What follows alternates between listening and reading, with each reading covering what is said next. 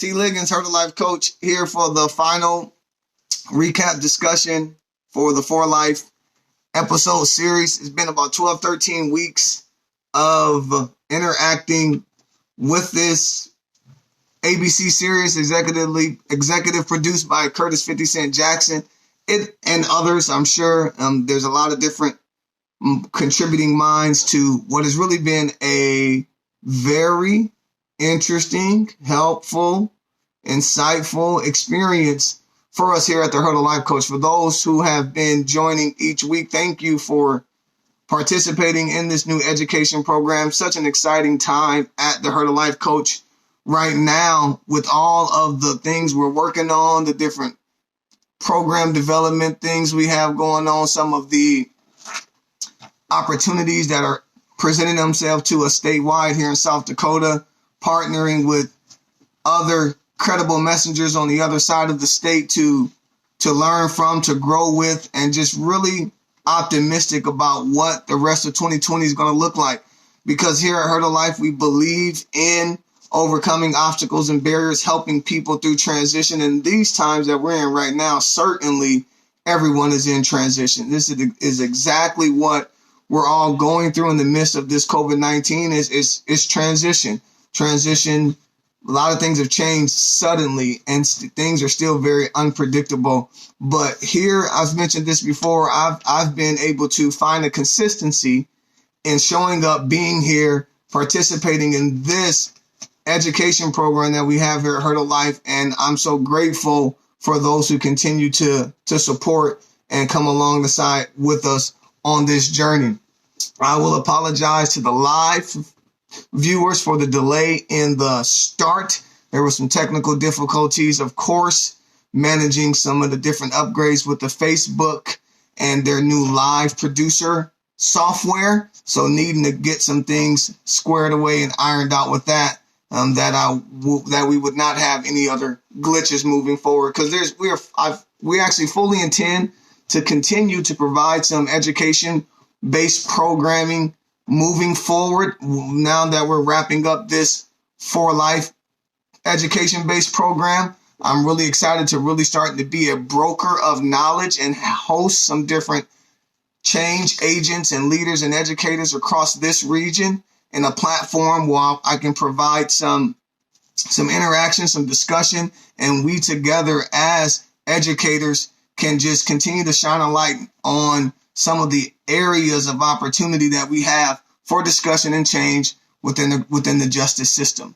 So again, thank you for those who continue to support what we're doing here at Hurdle Life, and you can certainly count on us to continue to do the work of education in the criminal justice, advocating for reform. And why? Because people matter.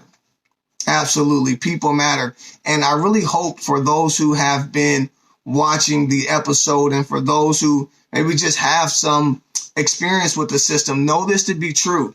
This is so much more than just about politics and power. This is about people. The individuals who are incarcerated are more than just their number. They're more than just their conviction. They're more than just that choice that they made that, yes, they ought to be held accountable for. We should try to come up with creative ways and solutions to help them take full responsibility for their actions and choices. But our response as a community, our response as a country, in my opinion and in the opinion of others, it's more punitive than restorative. And we need to keep having conversations about what does it look like to have a restorative criminal justice system? What does it look like when the professionals in the system truly embrace and accept and lead with the belief that the part of the responsibility of the system is actual rehabilitation? That part of the responsibility of the system is education. That part of the responsibility for the system is healing. And we're going to continue to champion that message, that we would be able to help change the hearts and minds of those who are seasoned workers within our system, those who are just beginning or somewhere in the middle, and definitely wanting to reach into the higher education institutions where young students are preparing to be the next wave of criminal justice professionals, that we can shape the narrative, the perception, the beliefs, that we can have a system that doesn't cause more harm than good. A system that doesn't break people and have people coming out bitter and not better.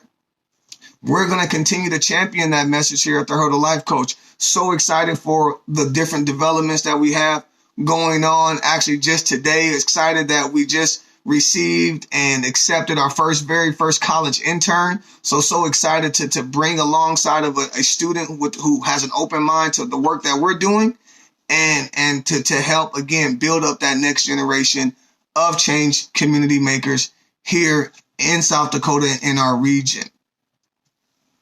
This episode series for life has continued to fill me up and fire me up, as you guys can hear tonight. I'm so fired up to be not only finishing this program, but just to have had this program to be able to be a light that continues to ignite the passion of the Hurdle Life Coach and our team to do this work. This was the season finale. It kind of ended weird, like, what? But if anybody knows Curtis 50 Cent Jackson and the genius of his production work, he's likely setting us up with that cliffhanger for something else that's more to come. I'm not sure of what that is yet. I haven't heard of anything, but I was a fan of a different show he was producing called Power. And it went for 6 seasons, and all of a sudden it's going to keep on going. So maybe there's more here. I did find, for those who are interested, that For Life actually has a podcast series that is actually out and online to be engaged with. For Life this series is inspired by the life of Isaac Wright Jr. Isaac Wright Jr. right now is out of prison and is currently practicing law in New Jersey and doing the work. And not only did his story and his persistence, his passion, his conviction, his belief in justice, not only did it attract the likes of ABC and others to produce a series around his life, there's other things that he's doing right now. And again, in this podcast series is one, Isaac Wright Jr. is not the only person who has been wrongfully convicted and then exonerated or released, and to come out and be an advocate. And so I recently came across a podcast series that is out that interviews other people like Isaac Wright Jr. And I believe that Isaac Wright Jr. is actually the host of it. So he's hosting a podcast series around other people like him, and we'll find a way to get that information in the link because I know I have it. But this is exciting. It's exciting in a way that we can duplicate it. It's not exciting in the way of the details of the story and how our system is so flawed that we actually convict innocent people. That we are so removed from being empathetic in our work that we don't talk enough about the impact of family incarceration has on family. But this episode series over the 12 weeks has continued to show what is the impact of incarceration on family. His wife, his daughter, mother-to-be, his best friend, all these different things, these different dynamics, his wife's father.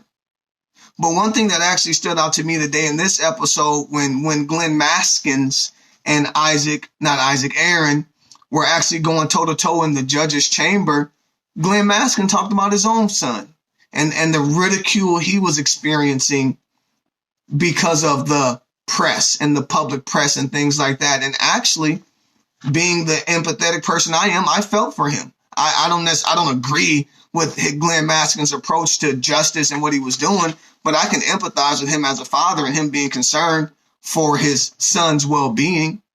And I think it's important that even in this advocacy work that we're equally empathetic. You know, this is not about being hard on the system. This is not about being tough on crime. This is about being smart with our justice system. This is about leading with empathy and compassion. And that empathy and compassion belongs to everyone, not just the incarcerated individuals. So we have to keep in mind the burden and the weight of a warden, the burden and the weight of a judge, the burden and the weight of our law enforcement officers, because those people, those professionals are also people too. They are also people's sons and fathers and brothers, and they are just as due the empathy that we as reformers place on the formerly incarcerated. I think that's a fair statement, and I'm going to continue to stand in that. However, when it comes to the way that the incarcerated are treated, the way that our courts are run, and the conduct of us working professionals in the system, we have to be held accountable to the same measure and standard that we put upon individuals who commit crime. So the misconduct of the captain over the breadth of this series, we saw that come to a head. We saw, Glenn, the district attorney, and now the attorney general, because he ended up winning the race. I actually missed that part. I was screaming and hollering in disbelief and other emotions that I missed that part. But he won the race. He won it. But it's just important that those individuals are held to the same type of accountability and measure of accountability that we put on individuals who commit crime. So misconduct, whether it's moral, ethical, or legal, we need to hold these individuals to the same type of standard.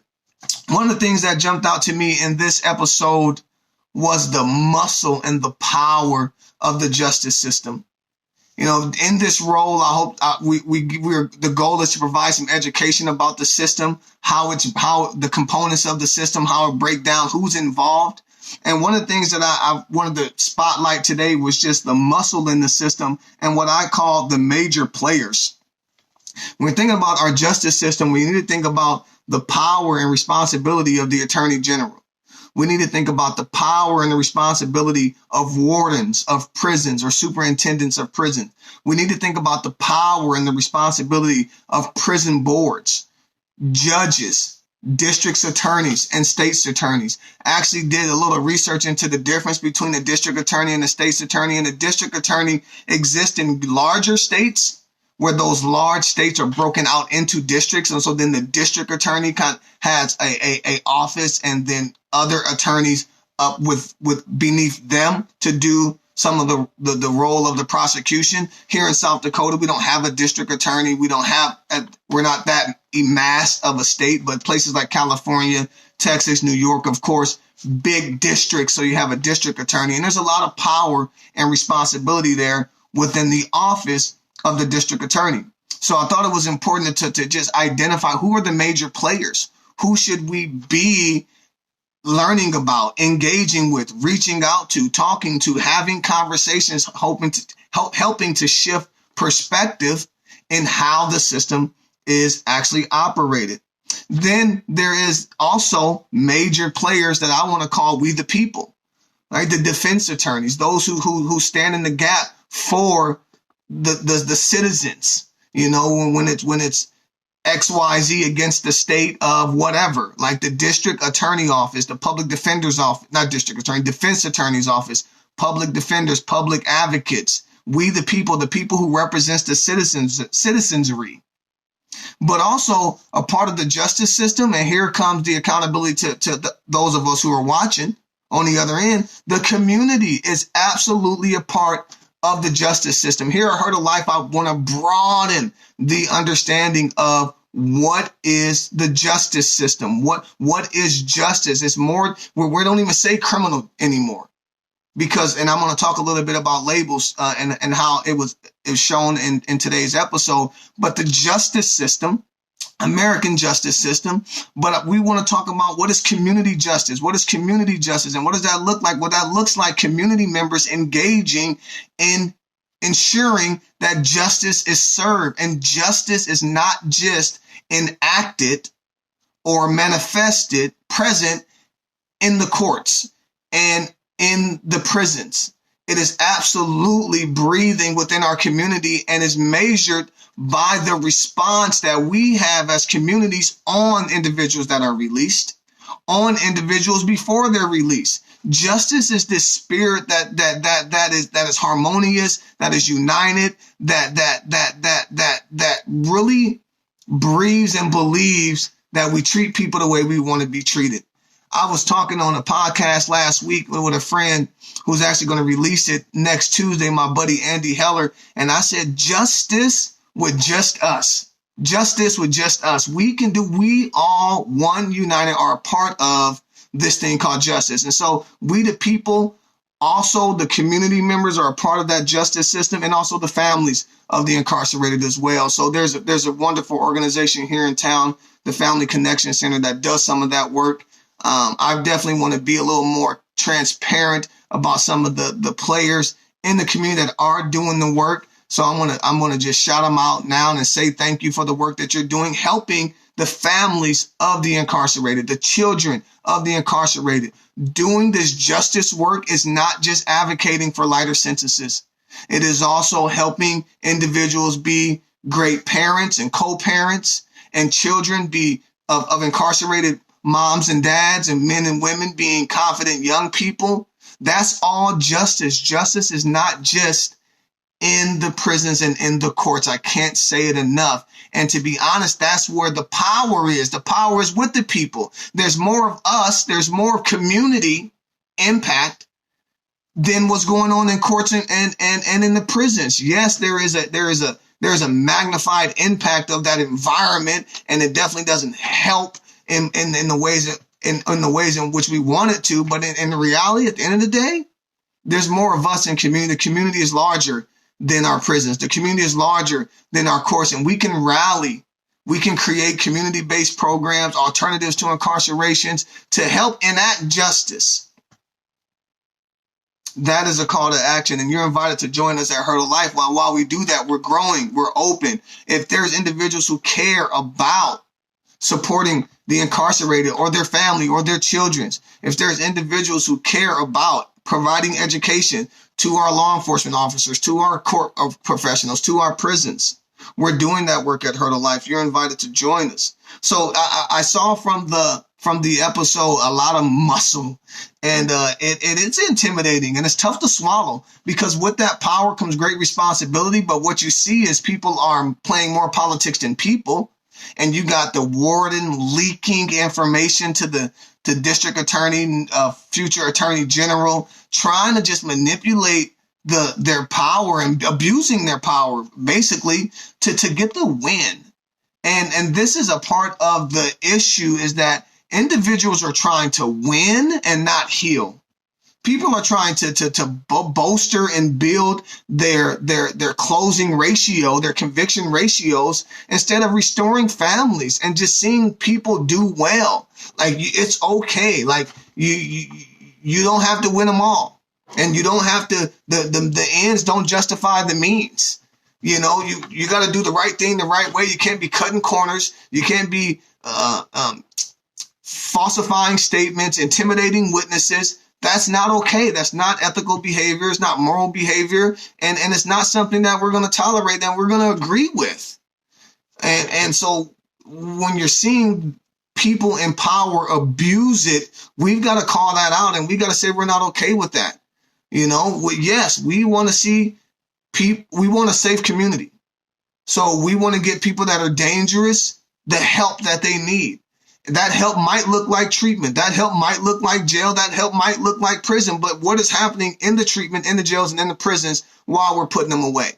So I'm not advocating that no one goes to jail, no one goes to prison. That's not what I'm saying here. I'm just saying that we can have conversations with the players, the muscle, to enact change.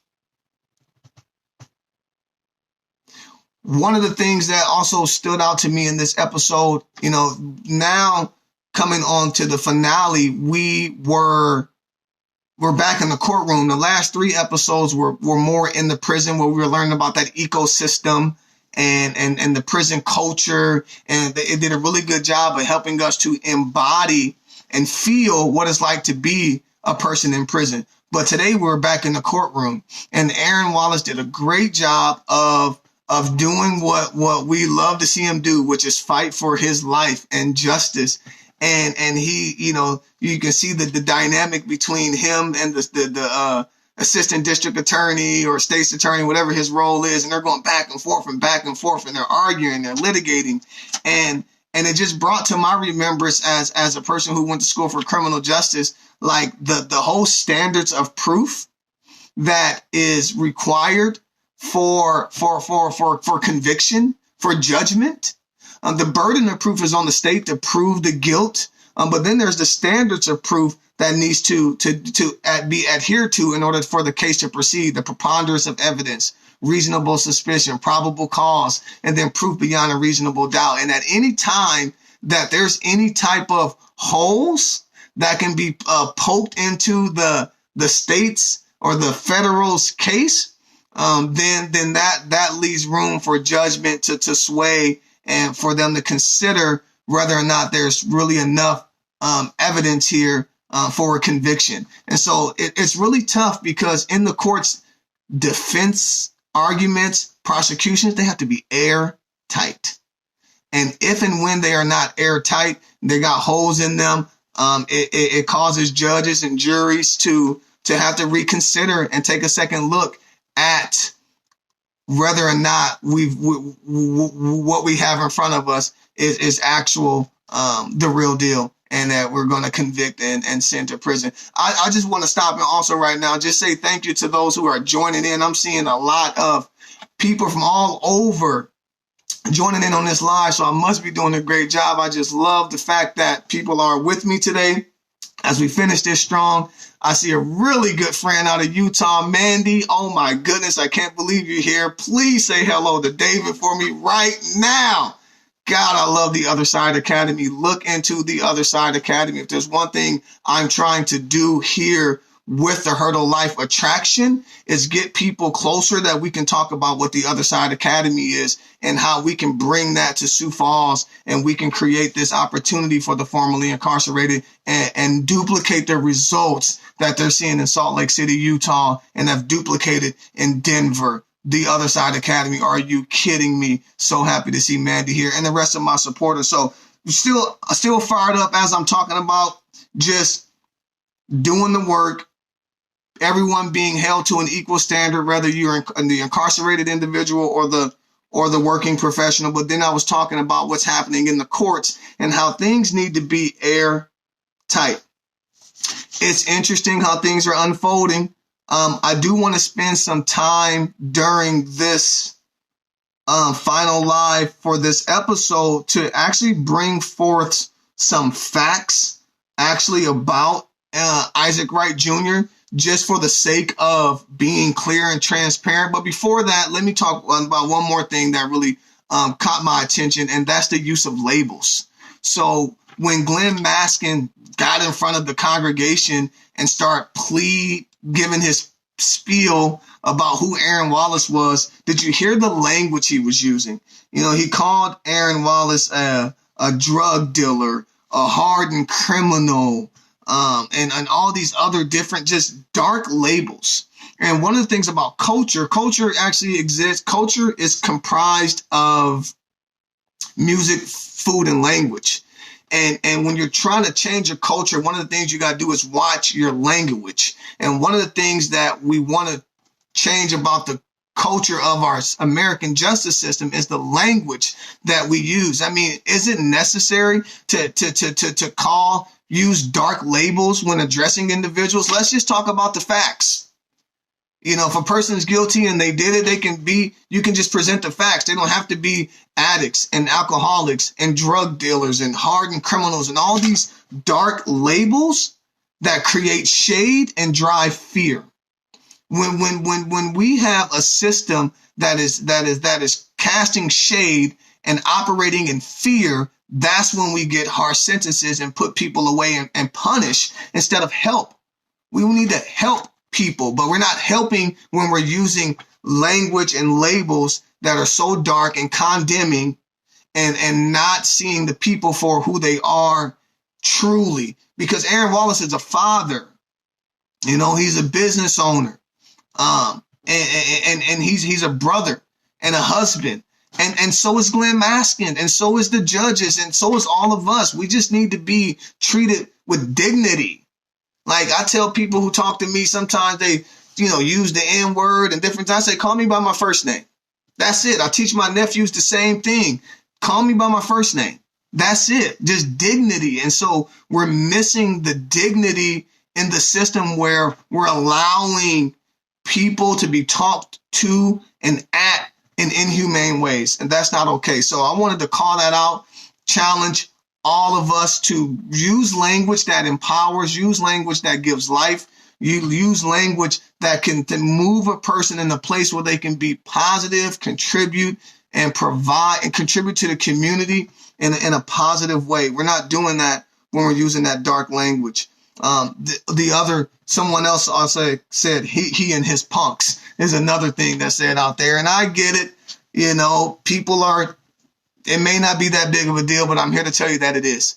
It's the little things that make a big difference when you're advocating, when you're moving towards change. So let's watch the different type of language that we're using. I don't think individuals have to be called inmate or just by their number. You can call a person who's incarcerated by their last name and call them Mr. Richardson, Mr. Jones, Mr. Smith, whatever that is. Like, just because they commit a crime and they're in prison don't mean they have to be treated without dignity. So not only in the prisons, but in the courts, in the community, law enforcement officers, correctional officers, talk to people with dignity and respect, and you'll get that dignity and respect. We'll get a completely different outcome. I can guarantee it. I promise that. And I don't put those out often, guarantees and promises, but I know that if we lead with dignity, respect, and love, and compassion and empathy, I know. I've seen it. I do the work. I provide coaching services, and no matter the crime, no matter the amount of time, no matter the race, no matter the gender, no matter the lifestyle choices, I treat them with dignity and respect and empathy, and I've gotten the results. It's on my resume. I've proven it, and it can be duplicated. It absolutely can be duplicated. Let's do that. We also have to be careful not to have any anger, disgust. Be careful with those emotions. You can see Aaron and Glenn Maskin building that up, and I also can see Aaron working to keep that composure. I think it is very important. I've been complimented on this, and I appreciate it, that Terry, you keep a pretty good composure. And I think it's important. I just think it's important, no matter your position, that you remain composed and that you have the ability to be objective, to be empathetic in your listening, be active in your listening, and come to a compromise, a collaboration. It's not a competition. It's compromise and collaboration. Actually, collaboration is the ultimate goal. But if you are aggressive and you are positional and you are divisive, you're not going to get those type of results. So, yes, some things do disturb us about the way the system is. And it is, some people will call it disgusting. But let's do the right things with those emotions, work them out in a positive and healthy way, take care of yourself, and then engage with each other with dignity and respect. All people deserve that dignity and respect. I want to provide some clarity on some of the facts about Isaac Wright Jr. I'm not really sure where I'm at on time right now, and with this being the final leg of the For a Life series, I'm just gonna milk it. Kind of kidding. I'm sure we're getting close on time, so I'll be wrapping up here soon. I would just say that I want to just clear up a couple facts about the Isaac Wright Jr. case, because what we were watching is made for TV, and then Isaac Wright Jr. is actually a real person. So I finally was doing some research in the latter part of this episode series, and Isaac Wright Jr. He was not in prison and an actual lawyer at the same time. He was in prison. He was a prison rep. He advocated for individuals who were incarcerated within the internal accountability system of the prisons. He did advocate, and he did ultimately get his case, his life conviction thrown out. But once it was thrown out, there was still a litany of other cases that still had him in there. He worked his way out. When he was released, then he went to like get the bar exam and everything. And actually, when he was released, because the state of New Jersey was intimidated, scared, afraid of what he would do with that power, they held up his character of fitness examination for like 9 years. So he still had an uphill battle to even get his law license once he was released. I talked about in the last week's live how the captain who committed suicide, really in the actual case of Isaac Wright Jr., what would be the character of Glenn Maskins. Because what Isaac Wright Jr. actually did in his cross-examination when he got his retrial was he called forth a police officer who admitted to the misconduct of the efforts and the methods of the law enforcement and the district attorney office. And he pointed at the district attorney and said he ordered it. That district attorney, or would be Glenn Maskins in this case, was convicted, ordered to be sentenced. 2 days before his sentencing, he fled to Las Vegas, locked himself in a hotel room. They told him to come on out, come on and be held accountable for your choices, and he took his life.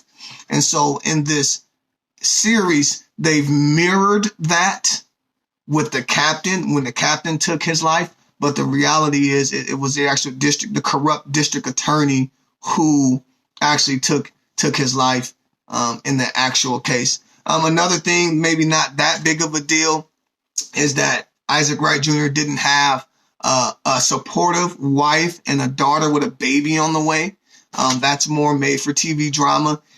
Reading up about Isaac Wright, he said he did have a partner or a wife, but it was way more tumultuous, way more non-supportive. And actually, Isaac Wright Jr. wasn't a club owner. He was like a music producer, was his actual profession type of deal. So they did, change some of the details of his story. Isaac Wright Jr. is actually one of the executive producers that guided it, but you can't take anything away from how well Curtis 50 Cent Jackson, Isaac Wright Jr., the other rest of the production team, ABC for hosting and putting it out there, have done with comprising and composing and bringing together all of the interesting details of an individual who was wrongfully convicted, didn't give up hope on himself, found a way to help others while he was away, and still continues to do that today. Man, there is something about experience that lights your fire every single day. It's something about being there that lights your fire every single day to want to help other people like you get to where you're at today. I'm learning that's called being a credible messenger.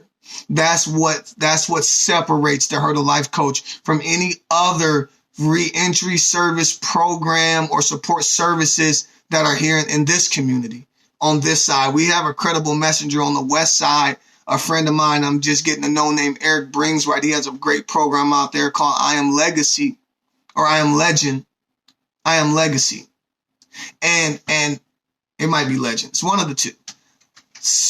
And they got a great program out there, and we are budding here in Minnehaha County to bring forth a program with this credible messenger that we can provide the type of conviction and coaching that really reaches people where they're at with empathy and causes the change that we really want to see. There's more to the puzzle and the pie than just the coaching services. We need to educate.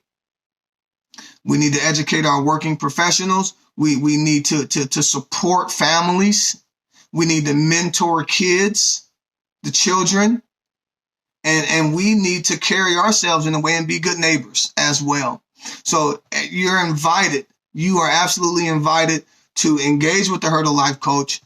Ask me questions, reach out to me, get in the comments, get in the inbox, whatever you want to do. If you're inspired, if you're fired up, if you want to do something, so do we. And there's an opportunity for us to do that. I just want to say thank you again so much for all of the support for this new education program. some of the people who have been here almost every single time. My friend Lisa Nolan, William, I've seen you begin to join later in this. I'm so thankful that you are here. You know, you and I are doing a great work. Zach, my buddy Winter, I seen you join in as well. And just, and everyone else, and everyone who just, Kiana, every week was joining in and doing things like that. Of course, my co-founder and partner in this, Cassie, thank you for your work and support. The rest of the Hurdle Life team, just grateful that we were able to take this idea, run with it, and see it through to the finish line. But we're not done yet. There's other races to run. There's other conversations to have, and we're going to have them. And we're going to continue to push out some education, some live stream content with the Hurdle Life Coach. So like the page. I know people are liking it. Share the page.